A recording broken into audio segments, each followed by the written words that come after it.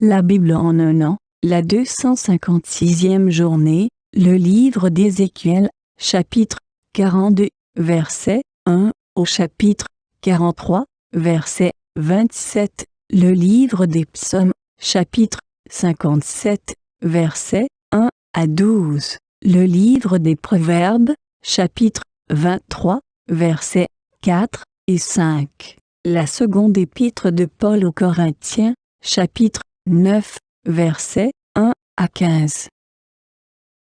Ézéchiel chapitre 42. Il me fit sortir vers le parvis extérieur du côté du septentrion, et il me conduisit aux chambres qui étaient vis-à-vis de la place vide et vis-à-vis du bâtiment, au septentrion.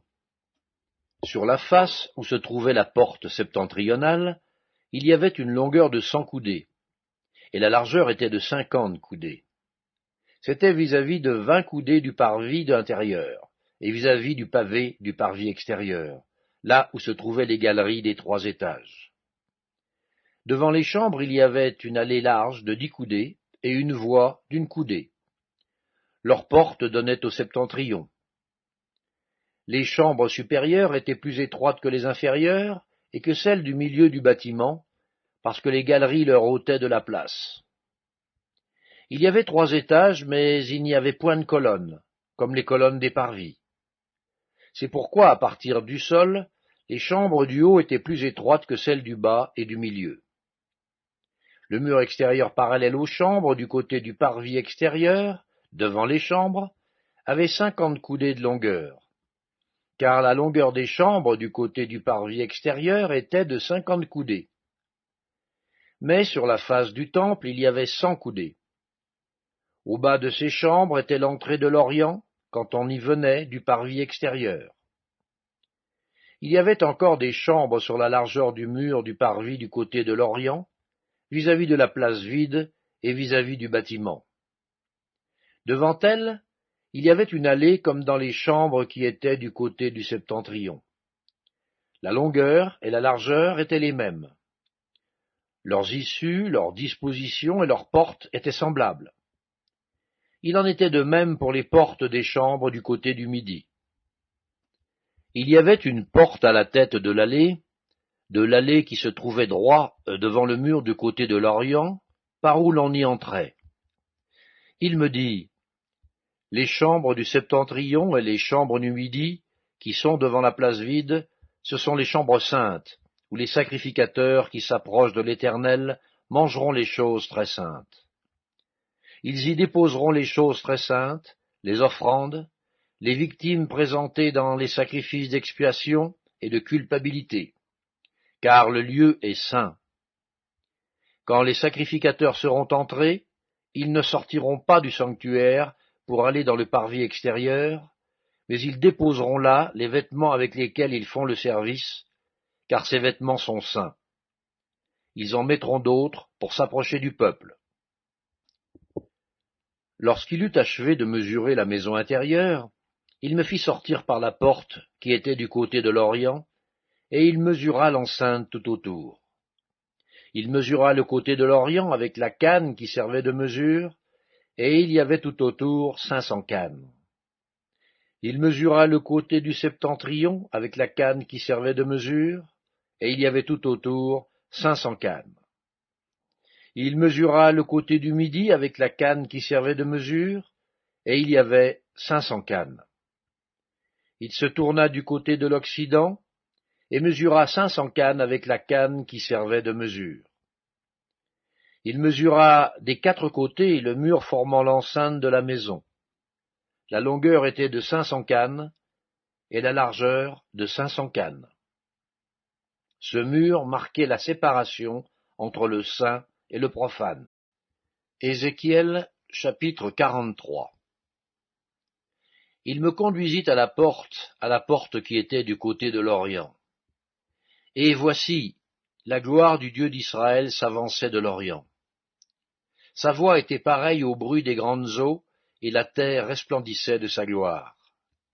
Cette vision était semblable à celle que j'avais eue lorsque j'étais venu pour détruire la ville. Et ces visions étaient semblables à celles que j'avais eues près du fleuve du Kébar. Et je tombai sur ma face. La gloire de l'Éternel entra dans la maison par la porte qui était du côté de l'Orient. Alors l'Esprit m'enleva et me transporta dans le parvis intérieur. Et voici, la gloire de l'Éternel remplissait la maison. J'entendis quelqu'un qui me parlait depuis la maison, et un homme se tenait près de moi. Il me dit, « Fils de l'homme, c'est ici le lieu de mon trône, le lieu où je poserai la plante de mes pieds. J'y habiterai éternellement au milieu des enfants d'Israël. La maison d'Israël et ses rois ne souilleront plus mon saint nom par leur prostitution et par les cadavres de leurs rois sur leur haut lieu. Ils mettaient leur seuil près de mon seuil, leurs poteaux près de mes poteaux, et il n'y avait qu'un mur entre moi et eux. Ils ont ainsi souillé mon saint nom par les abominations qu'ils ont commises. C'est pourquoi je les ai consumés dans ma colère. Maintenant, ils éloigneront de moi leur prostitution et les cadavres de leurs rois, et j'habiterai éternellement au milieu d'eux. Toi, fils de l'homme, montre ce temple à la maison d'Israël, qu'ils en mesurent le plan et qu'ils rougissent de leurs iniquités. S'ils rougissent de toute leur conduite, faites-leur connaître la forme de cette maison, sa disposition, ses issues et ses entrées, tous ses desseins et toutes ses ordonnances, tous ses desseins et toutes ses lois. Mets-en la description sous leurs yeux, afin qu'ils gardent tous ses desseins et toutes ses ordonnances, et qu'ils s'y conforment dans l'exécution. Telle est la loi de la maison. Sur le sommet de la montagne, tout l'espace qu'elle doit occuper est très saint. Voilà donc la loi de la maison. Voici les mesures de l'autel, d'après les coudées dont chacune était d'un palme plus longue que la coudée ordinaire. La base avait une coudée de hauteur et une coudée de largeur, et le rebord qui terminait son contour avait un empan de largeur. C'était le support de l'autel. Depuis la base sur le sol jusqu'à l'encadrement inférieur, il y avait 2 coudées et une coudée de largeur. Et depuis le petit jusqu'au grand encadrement, il y avait 4 coudées et une coudée de largeur. L'autel avait 4 coudées, et 4 cornes s'élevaient de l'autel. L'autel avait 12 coudées de longueur, 12 coudées de largeur, et formait un carré par ses 4 côtés. L'encadrement avait 14 coudées de longueur sur 14 coudées de largeur à ses 4 côtés. Le rebord qui terminait son contour avait une demi-coudée. La base avait une coudée tout autour, et les degrés étaient tournés vers l'Orient. Il me dit, Fils de l'homme, ainsi parle le Seigneur l'Éternel. Voici les lois au sujet de l'autel, pour le jour où on le construira, afin d'y offrir les holocaustes et d'y répandre le sang. Tu donneras aux sacrificateurs, aux Lévites, qui sont de la postérité de Tsadok, et qui s'approchent de moi pour me servir, dit le Seigneur l'Éternel, un jeune taureau pour le sacrifice d'expiation. Tu prendras de son sang, et tu en mettras sur les 4 cornes de l'autel, sur les 4 angles de l'encadrement, et sur le rebord qui l'entoure. Tu purifieras ainsi l'autel, et tu en feras l'expiation. Tu prendras le taureau expiatoire, et on le brûlera dans un lieu réservé de la maison, en dehors du sanctuaire. Le second jour, tu offriras en expiation un bouc sans défaut. On purifiera ainsi l'autel comme on l'aura purifié avec le taureau. Quand tu auras achevé la purification, tu offriras un jeune taureau sans défaut et un bélier du troupeau sans défaut. Tu les offriras devant l'Éternel. Les sacrificateurs jetteront du sel sur eux et les offriront en holocauste à l'Éternel. Pendant 7 jours, tu sacrifieras chaque jour un bouc comme victime expiatoire. On sacrifiera ainsi un jeune taureau et un bélier du troupeau, l'un et l'autre sans défaut. Pendant 7 jours, on fera l'expiation et la purification de l'autel, et on le consacrera. Lorsque ces jours seront accomplis, dès le 8e jour, et à l'avenir, les sacrificateurs offriront sur l'autel vos holocaustes et vos sacrifices d'action de grâce. Et je vous serai favorable, dit le Seigneur, l'Éternel. Psaume 57. Au chef des chantres, ne détruis pas. Hymne de David, lorsqu'il se réfugia dans la caverne, poursuivi par Saül. Aie pitié de moi, ô Dieu, aie pitié de moi, car en toi mon âme cherche un refuge. Je cherche un refuge à l'ombre de tes ailes, jusqu'à ce que les calamités soient passées. Je crie au Dieu très haut, au Dieu qui agit en ma faveur. Il m'enverra du ciel le salut, tandis que mon persécuteur se répand en outrage. Dieu enverra sa bonté et sa fidélité. Mon âme est parmi des lions, je suis couché au milieu de gens qui vomissent la flamme, au milieu d'hommes qui ont pour dents la lance et les flèches, et dont la langue est un glaive tranchant. Élève-toi sur les cieux, ô Dieu, que ta gloire soit sur toute la terre. Ils avaient tendu un filet sous mes pas, mon âme se courbait. Ils avaient creusé une fosse devant moi, ils y sont tombés. Mon cœur est affermi, ô Dieu, mon cœur est affermi. Je chanterai, je ferai retentir mes instruments. Réveille-toi, mon âme, réveillez-vous, mon luth et ma harpe. Je réveillerai l'aurore, je te louerai parmi les peuples, Seigneur, je te chanterai parmi les nations, car ta bonté atteint jusqu'aux cieux et ta fidélité jusqu'aux nues. Élève-toi sur les cieux, ô Dieu, que ta gloire soit sur toute la terre. Livre des Proverbes, chapitre 23. Ne te tourmente pas pour t'enrichir, n'y applique pas ton intelligence. Veux-tu poursuivre du regard ce qui va disparaître, car la richesse se fait des ailes, et comme l'aigle, elle prend le vol vers les cieux. Seconde épître de Paul aux Corinthiens, chapitre 9. Il est superflu que je vous écrive touchant l'assistance destinée aux saints.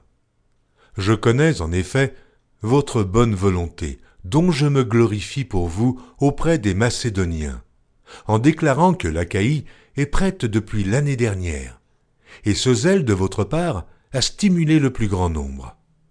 J'envoie les frères, afin que l'éloge que nous avons fait de vous ne soit pas réduit à néant sur ce point-là, et que vous soyez prêts comme je l'ai dit.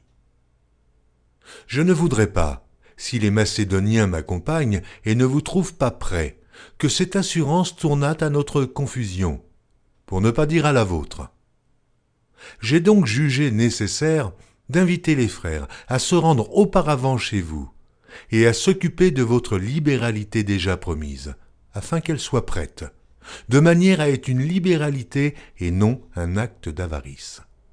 Sachez-le, celui qui sème peu, moissonnera peu, et celui qui sème abondamment, moissonnera abondamment. Que chacun donne comme il l'a résolu en son cœur, sans tristesse ni contrainte, car Dieu aime celui qui donne avec joie.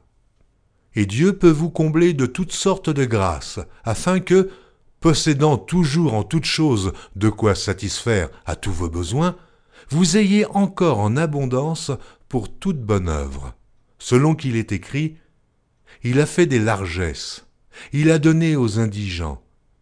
Sa justice subsiste à jamais. » Celui qui fournit de la semence au semeur et du pain pour sa nourriture vous fournira et vous multipliera la semence, et il augmentera les fruits de votre justice. Vous serez de la sorte enrichis à tous égards, par toute espèce de libéralité qui, par notre moyen, feront offrir à Dieu des actions de grâce. Car le secours de cette assistance, non seulement pourvoit aux besoins des saints, mais il est encore une source abondante de nombreuses actions de grâce envers Dieu. En considération de ce secours dont ils font l'expérience, ils glorifient Dieu de votre obéissance dans la profession de l'évangile de Christ, et de la libéralité de vos dons envers eux et envers tous. Ils prient pour vous, parce qu'ils vous aiment, à cause de la grâce éminente que Dieu vous a faite. Grâce soit rendue à Dieu pour son don ineffable.